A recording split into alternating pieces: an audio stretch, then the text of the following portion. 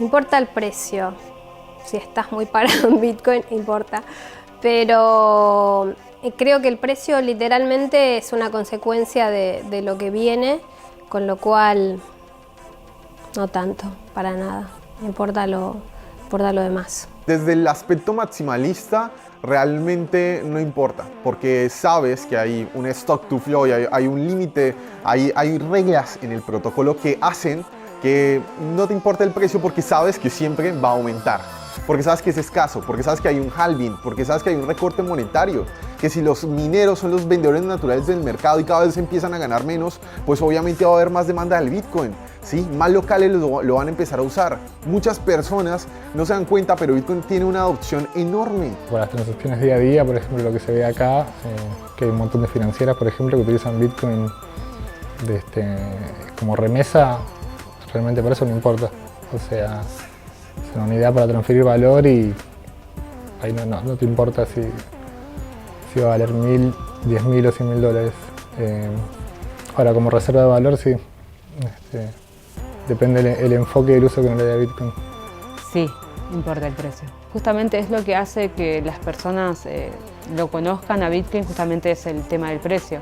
Cuando suben, todo el mundo como que lo quieren comprar y enterarse, por más allá que después te quedas no por el precio, pero es lo principal, es la principal forma de enterarte.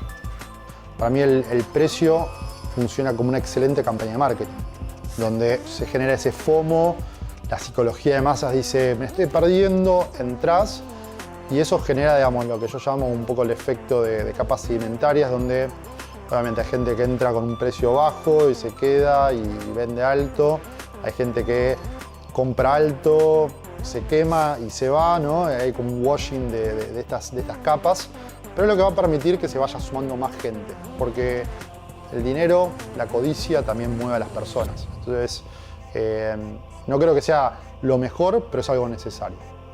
El precio importa para los que están pensando en el corto plazo.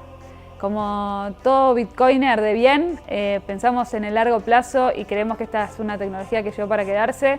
Y si bien el precio importa en ciertos modos para los que están y tienen la economía bitcoinizada, esto va más allá.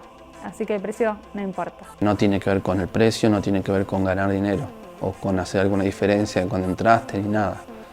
Tiene que ver con una filosofía, con la libertad, con una forma de hacerse responsable de las cosas, de vivir.